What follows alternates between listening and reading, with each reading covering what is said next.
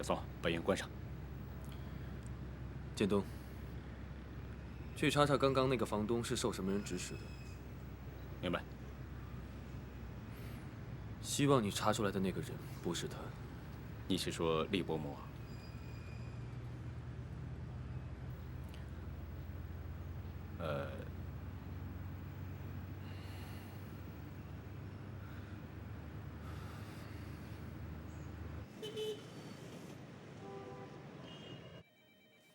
哎，这个不是我的。哎，你怎么来了？徐经理突然打电话叫我过来，我也不知道什么事儿。以我对他的了解，他既然已经把你开除了，又把你找回来，这里边必定有什么猫腻。小心黄鼠狼给鸡拜年。还能有什么事儿比开除更惨啊？说的也是，那他叫你回来干嘛？我想了一路也没想明白。哎，曹总，兴许他昨天晚上被雷劈了，良心发现也是有可能的。再过10分钟例会，大家会议室准备啊。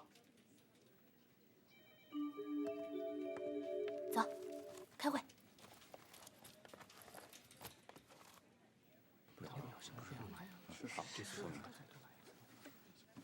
下面我宣布一下人事任命。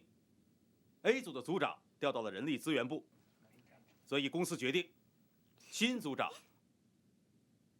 由吴桐接任。哇塞，好！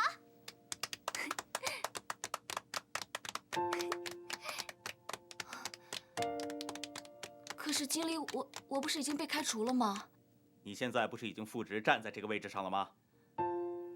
就凭我的能力，我没有资格升职啊！请经理。好了，吴组长，这个事情已经决定，不会更改了。接下来就请我们的吴组长全力以赴地做好你的本职工作啊！肯定没问题的。大家散会吧。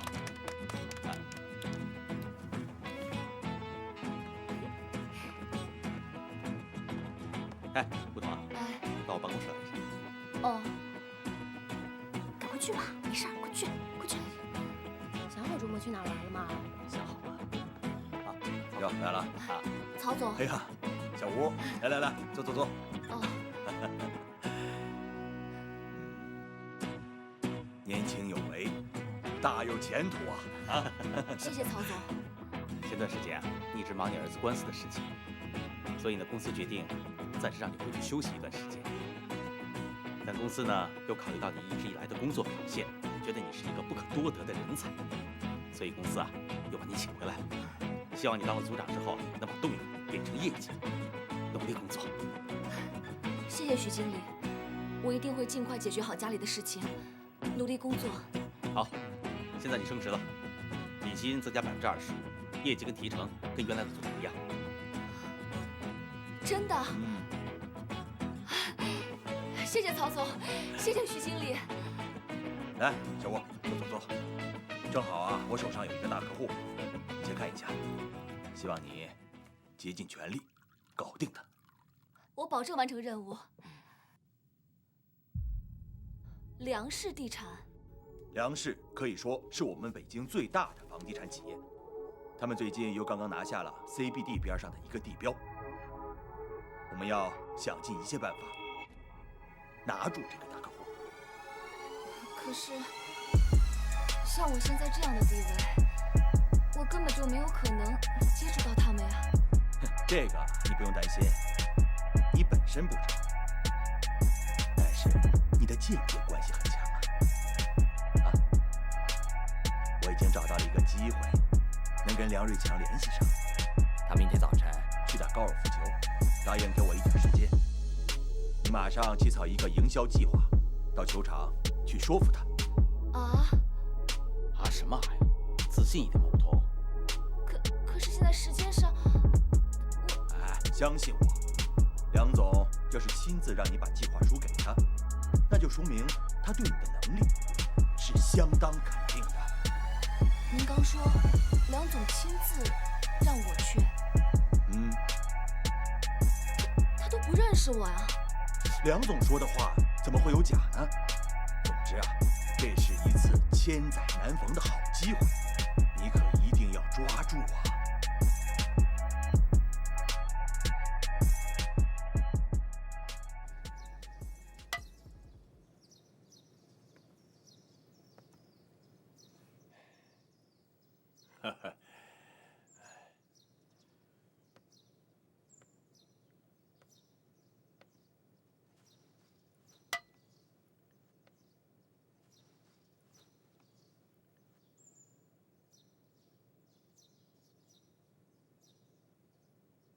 你今天可又姗姗来迟了啊！梁总的球技精进不少，还行吧，想当年可是你的手下败将啊。吴小姐，梁总请你过去一下。梁总不是有客人吗？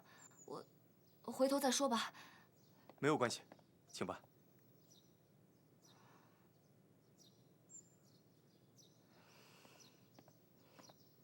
哟，真不好意思，吴小姐，让你久等了。没有，是我打扰了您。哈哈，不会不会。吴小姐，你好。你好。啊，对了，梁总。关于我们……哦，吴小姐，会吗？一起啊？我不会啊。梁总，我们打吧。好啊，我还不信又输给你。来。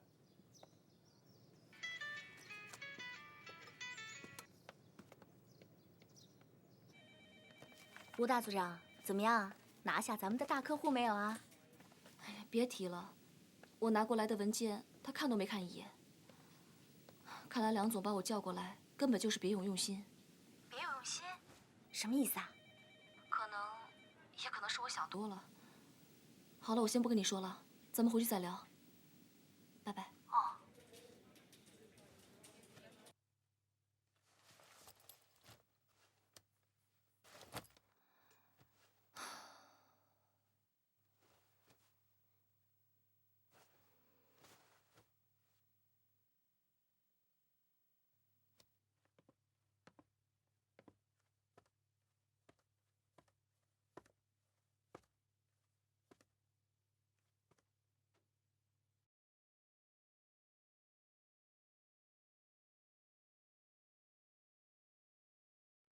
李总，您需要点什么？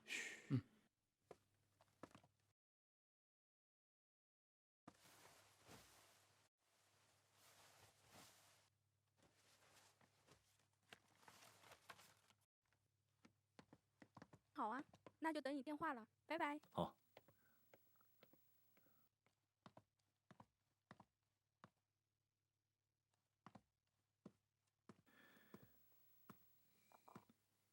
吴桐，吴桐，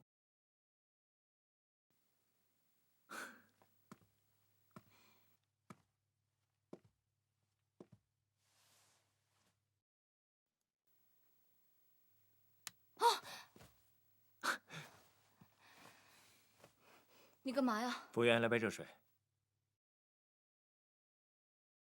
你脸色不太好。哦，谢谢啊。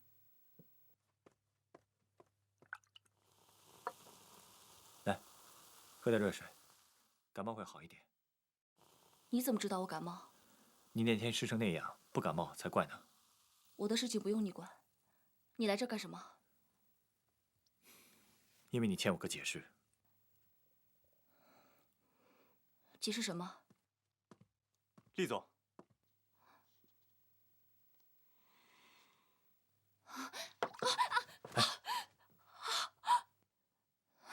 我去趟洗手间。厉总，梁小姐昨天从国外回来了，梁总想举办一个私人派对，想邀请您参加。这是请柬，还有令堂的，需要我送到厉府吗？有烫伤膏吗？啊？烫伤膏有没有？哦，有的有的，我这就去拿。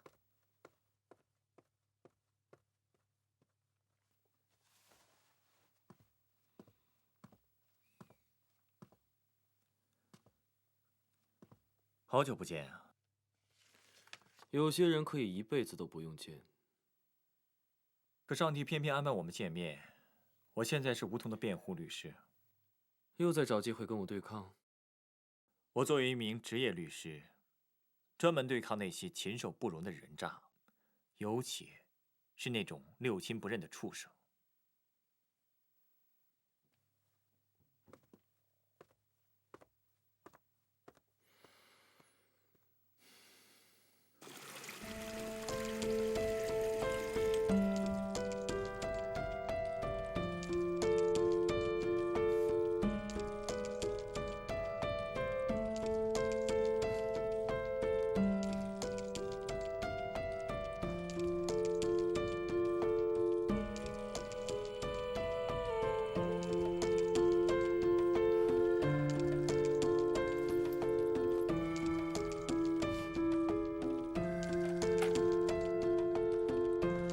我想问你一个私人的问题。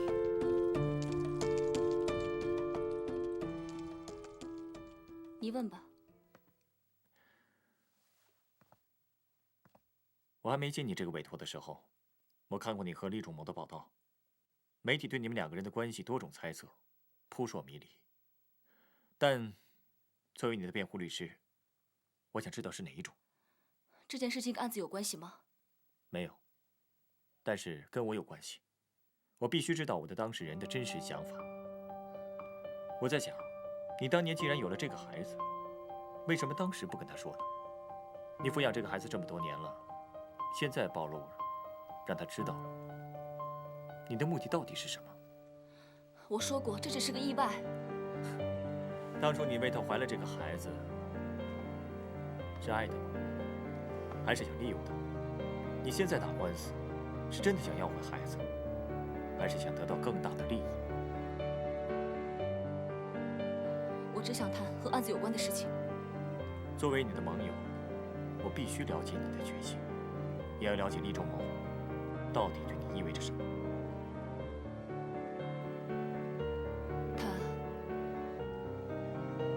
他是我的希望。希望？金钱、地位、事业，还是名利？你要这么想，那就是吧。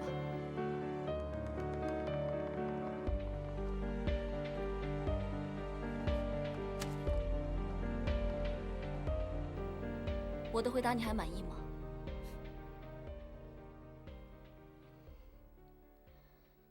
那我也有几个问题问你，可以吗？问吧。我知道你是有名的大律师，我把我所有的希望都寄托在你身上，可是你不停地在打听我对厉仲谋的态度，你是不是怕厉仲谋的权势，你会白打这场官司啊？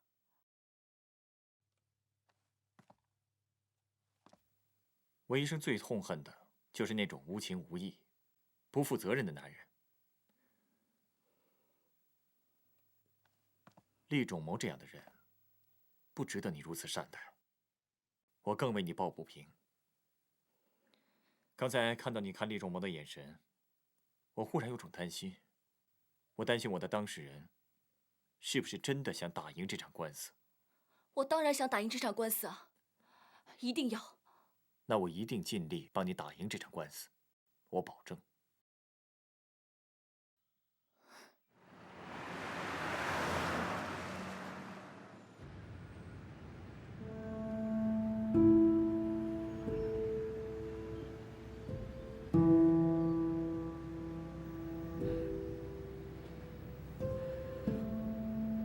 说吧。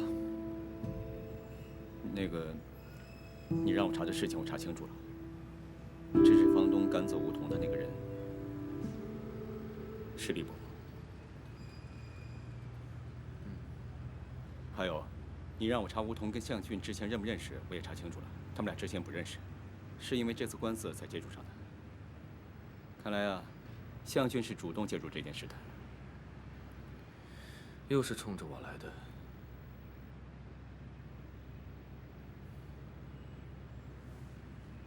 哦，对了，厉总，上午午餐时间快到了，你看推掉他，直接开去幼儿园。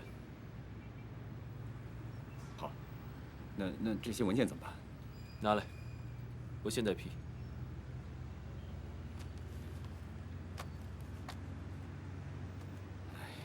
干嘛？不满意啊？没有。哎，你知不知道，我这个时候应该在马尔代夫，享受阳光、海滩、比基尼美女。哎呦，我连酒店、机票都订好了，厉总一句话，我全取消了。哎，是吧，厉总？你如果不想3年内的假被扣光的话，闭嘴。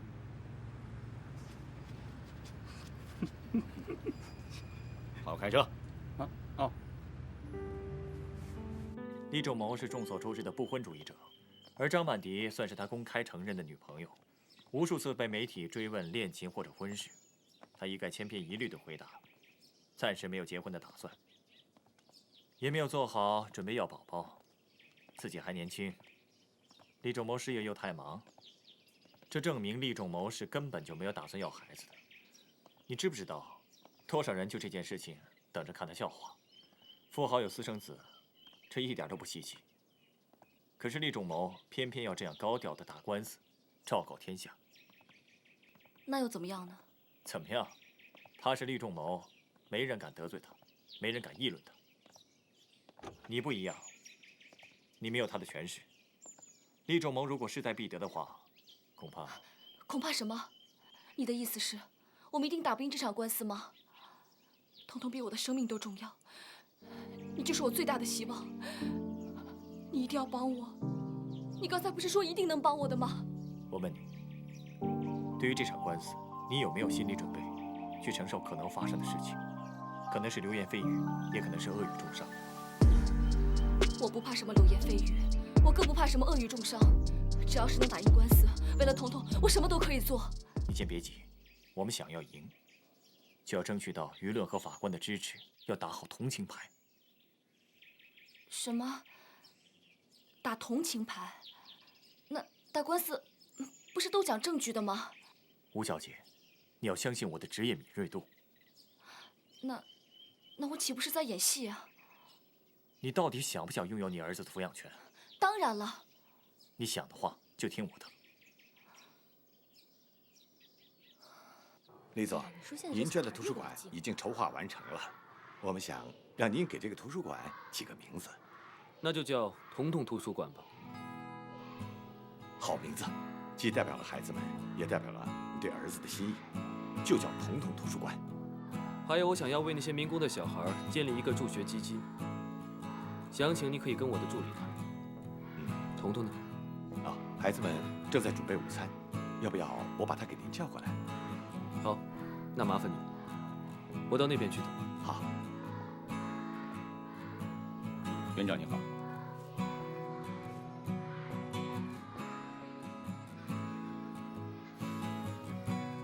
厉总，彤彤过来了，好，你们两个好好玩啊。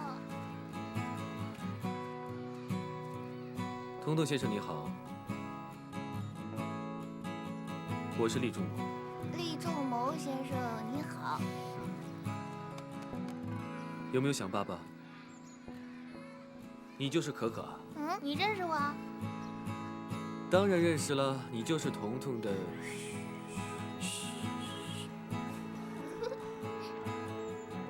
的好朋友兼同桌，对不对啊？是的。我在想，要不要把这一幕拍下来寄给各大网站，卖个好价钱。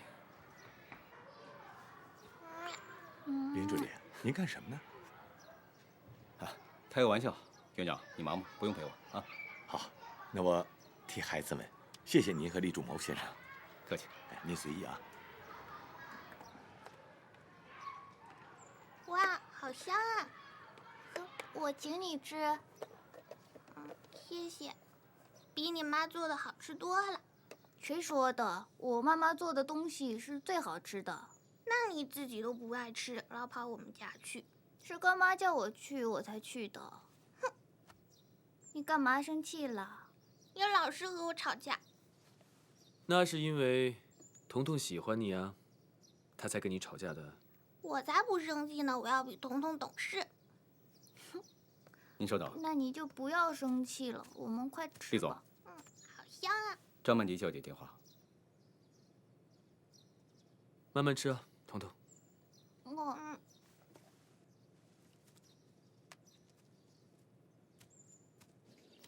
怎么现在才接啊？很忙吗？我在幼儿园。啊，真的？仲谋，下次带我一起去吧。我也想多见见彤彤。叔叔，我是怎么来的？你的身世很复杂，在一个月黑风高的夜晚，你爸喝多了，你妈就来找你爸。对了，今天晚上我要参加朋友的派对，不能和你一起吃饭了。仲谋，你在听吗？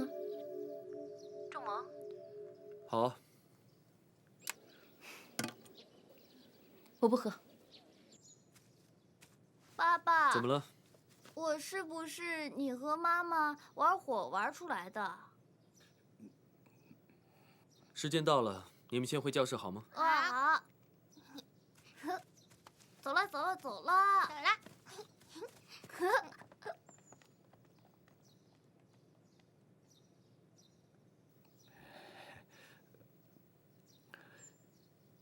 是彤彤问我，说每天看着你跟他妈吵架，是不是因为不喜欢他？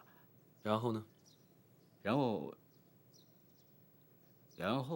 他说不喜欢他为什么会有他？然后呢？然后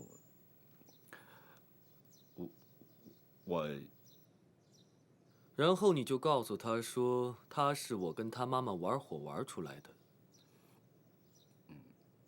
打电话到公司，告诉行政部，说你主动取消3年啊不，5年内所有的年假。哎，我相信啊，今天有1多半的同行都涌到这儿来了。哎呀，这很正常啊！今天最后一次评审了，不想拿这个头条，还怎么在这一行混呢？哎，怎么样啊？没有来了没有啊？这么久。哎，小哥，快去看看！走。是，这边说一下。不要戴眼镜，让他们看到你自信的样子。哎，这样就行了。下课。来，小姐，吴小姐。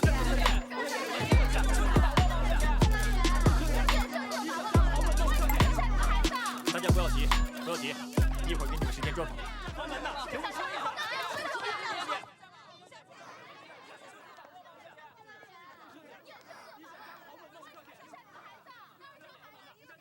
吴桐，啊，你昨天晚上是不是看伤感电视剧了？还是练谁哭来着？眼睛那么红，快变小兔子了。我是不是状态不太好啊？没关系，还是那么漂亮，楚楚可怜。我太紧张了。走吧。向律师笑得这么开心，是不是高兴的有点太早了？王律师，好久不见，我当然开心了。我可以跟王律师交手，打一个黑白分明的官司，有点不好意思。向军，你是不是有点太不自量力了？别怪我没提醒你，别忘了，你父亲的公司5年前被我们厉氏惹得很惨。怎么了？这次想把自己的律师事务所也毁了？多谢提醒。不过，你还是担心你自己吧。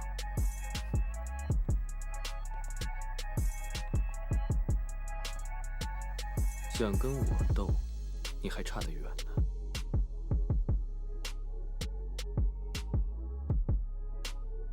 吴小姐今天的精神好像很不好。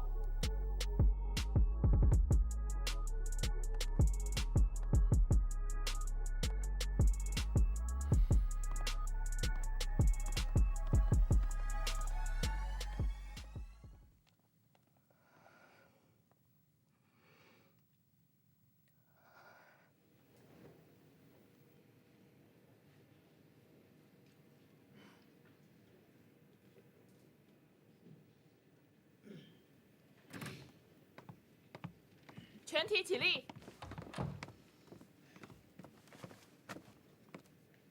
坐下。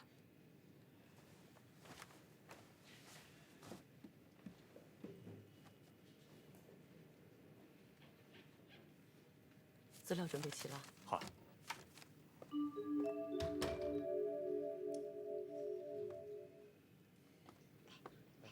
曼丽小姐，请问你对这个孩子怎么看？张小姐，你是不是特别不希望厉总得到这个孩子啊？张小姐，张小姐，张小姐，张小姐，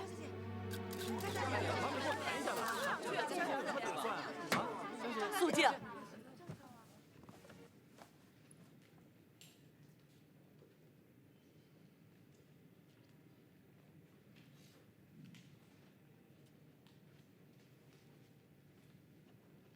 吴小姐，啊，等一下就开始了，你还好吧？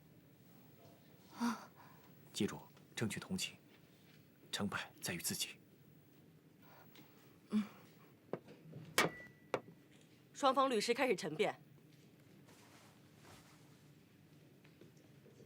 原告厉仲谋先生，在我方吴彤小姐怀了她的孩子吴彤彤之后，从出生到现在这段时间里，从来没有尽过一个父亲应该尽的责任。除了提供一个精子之外，他没有任何贡献。孩子自幼跟着母亲，与母亲之间感情很深，根本无法分离。这一点，我相信大家在邻居、朋友还有老师的口中已经得到证实。可以说，孩子是这位母亲的一切。两人相依为命，这种情感的维系，不是仅凭一纸诉状就可以完全割裂的。而坐在我们眼前的这位厉仲谋先生，你凭什么让一个仅有4岁的孩子生生跟母亲分离，而投向你这个突然间冒出来的父亲？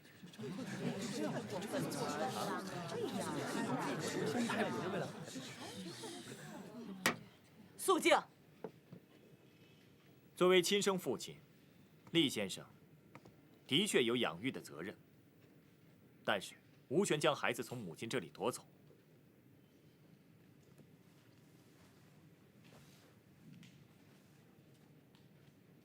请原告律师陈词。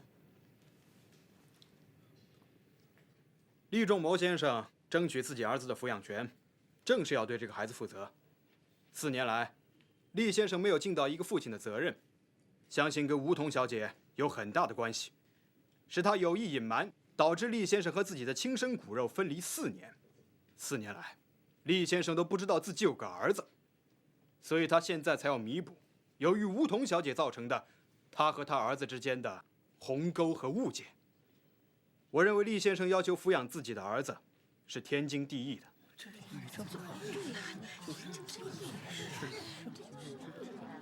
我们已经明确知道，吴彤小姐在生产后曾患上过抑郁症，在那段时间，她由于精神崩溃，无法照顾孩子，而是把孩子委托给朋友照顾。而且由于是私生子的缘故，她和自己的家人关系也非常紧张，甚至和父母都断绝了来往。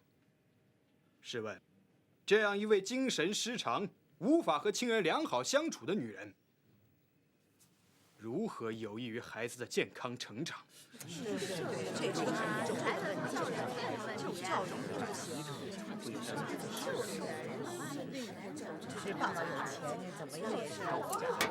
肃静。当自己孩子生病的时候，吴彤小姐都不能照顾，难道将来她的精神状况再出现类似问题的时候，我们才来后悔没有给孩子另一个正确的选择吗？厉先生事业上成就非凡，不管是哪方面，都完全有足够能力照顾好他自己的儿子。相信选择厉先生更有利于孩子的成长和未来的发展。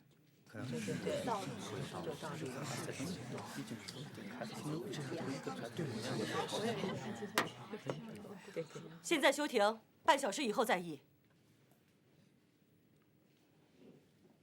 全体起立。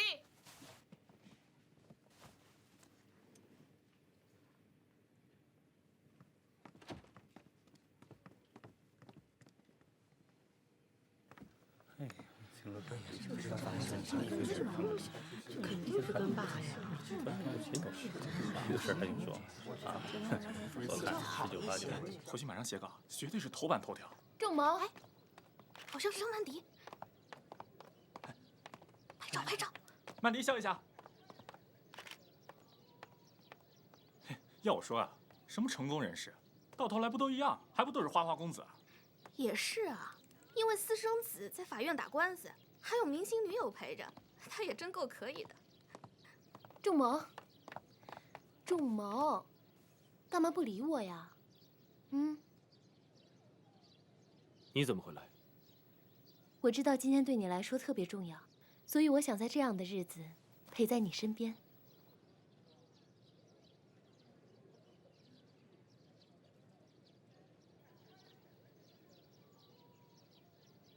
你知不知道你的出现很容易让大家误会我就是外面传说中的那种花花公子？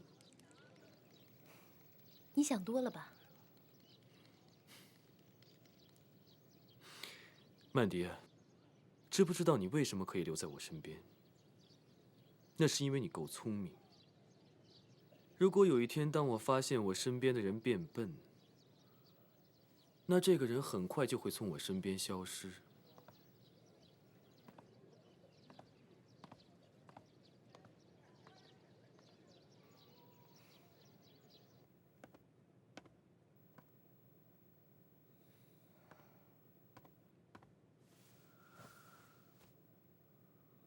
准备好了吗？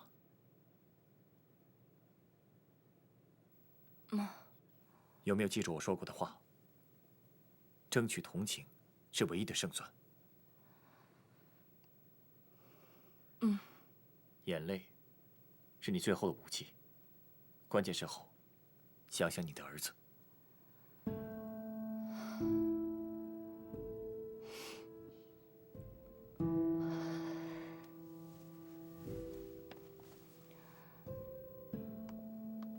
只要是为了彤彤，别说是让我哭，就算是让我下油锅，我也愿意。你终于开窍了。只要你装柔弱，他们一定会同情你，肯定会加分。一会儿上庭千万要记住，你的任务就是扮柔弱，哭得越厉害越好，给他们来一个水漫金山。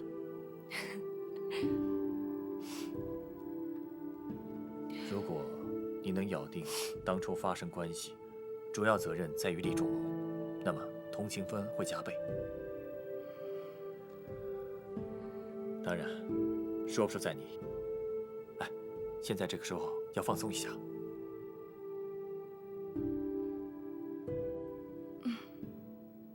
走。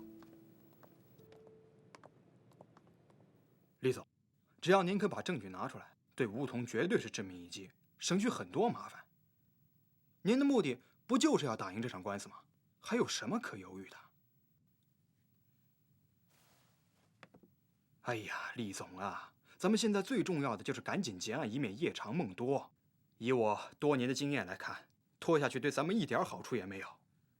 法官是女的，很可能会偏向女性，不会同情您的。李总，我知道您不愿意用这个手段，但是向俊这个人，不得不防。我刚才看到他的状态，一副胜券在握的样子，而且你也知道他对您是什么态度。还有，他就没有败诉的记录。以向俊的性格，他一定会有备而来。厉总，这个时候最不能有的就是妇人之仁。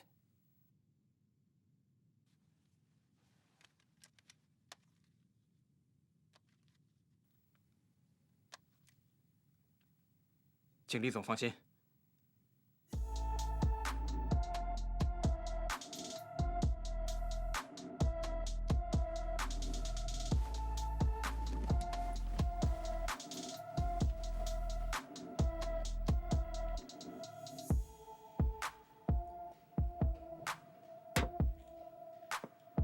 现在继续开庭。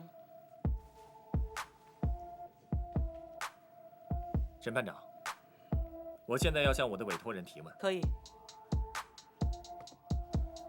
吴小姐曾经患上过产后忧郁症，是在产后吗？是的。当时孩子有多大？3个月。根据医生的报告，产后忧郁症是半年后就恢复了。是。那么在你患病期间，你是否完全没有能力照顾孩子？不是，我每隔几天就会把彤彤接回家。只是我当时情绪不太稳定，所以每次在一起的时间不敢太长。后来呢？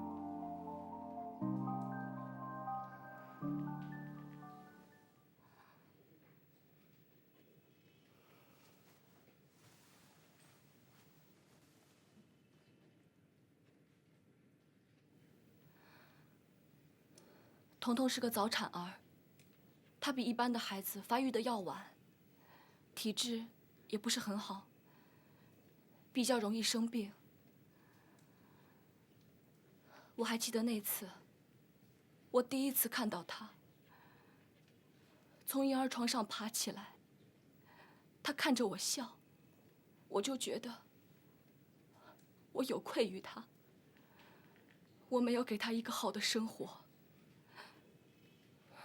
我没有好好的照顾他，可是我每次抱着他的时候，他都会对着我笑。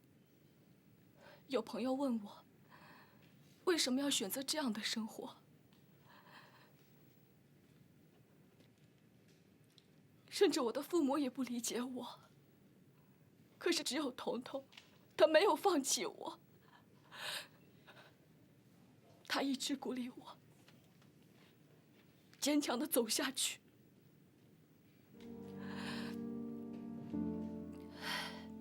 在他很小的时候，有一次，他特别想抱我，可是我还没有跑过去的时候，他就从婴儿床上翻了下来。我看到他掉到地上的时候，我觉得我的心都快停止跳动了。我当时不顾一切，我抱着他就去医院。我在急诊室里，我跪在地上，我求老天爷能把这个孩子救活，能把这个孩子还给我。只要孩子回到我的身边，让我做什么都可以，我一定会用尽我的全力去照顾我的孩子，我让他健康的成长起来。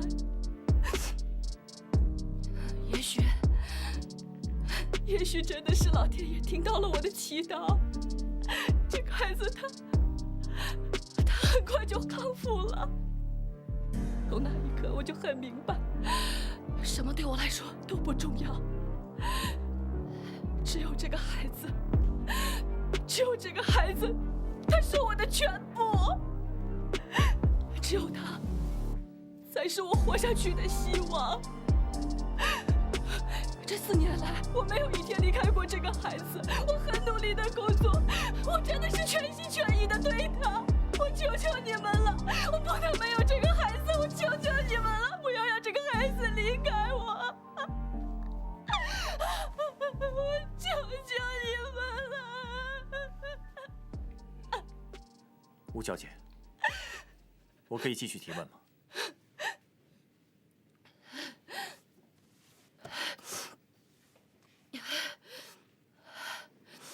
可以。当初你怀孕的时候，你大学还没有毕业，为什么你想要生这个孩子？未婚妈妈承受的压力也太大了吧？你和厉仲谋当初的关系，他有过什么明确的表示吗？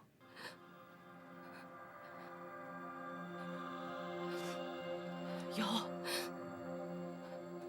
他有表示过。怎么表示的？他让我忘了那一晚。这也太不负责任了吧！这样的人，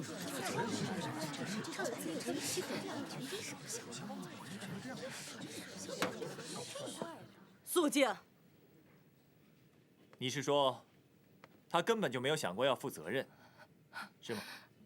是的。一个没有责任感的男人，一个从来没有得到过父爱的私生子，请问，他如何去照顾一个原本不想要的孩子？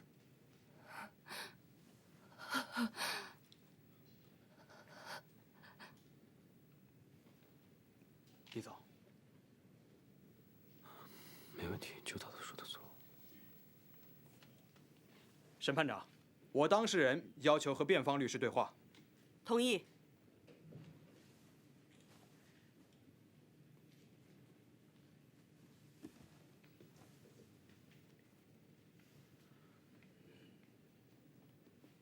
正是因为我从来没有得到过父爱，所以我才不会让我的儿子重蹈覆辙，从小就生活在一个私生子的阴影里面。我现在要做的，就是要让他正大光明的待在我的身边。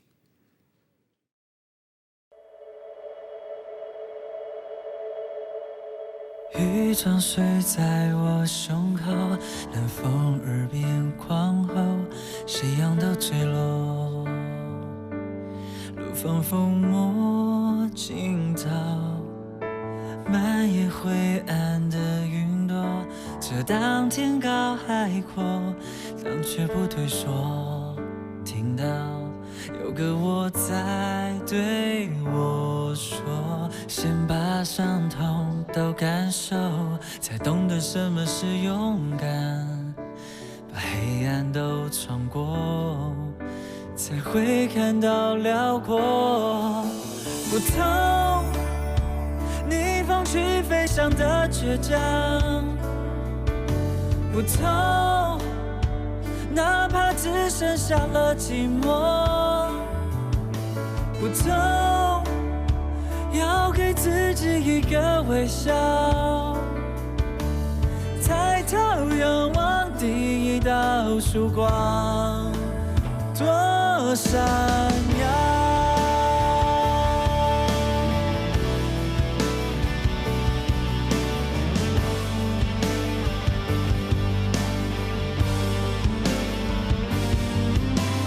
背影拉长在身后，大步的向前走。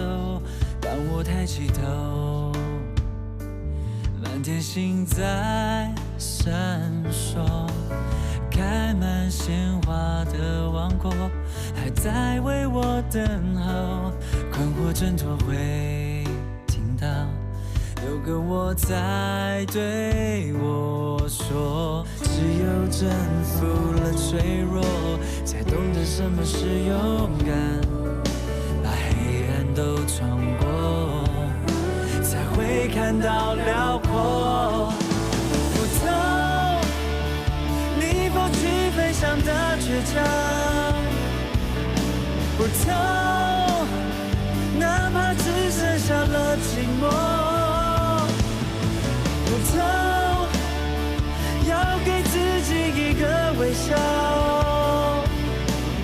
抬头仰望第一道曙光，多闪耀。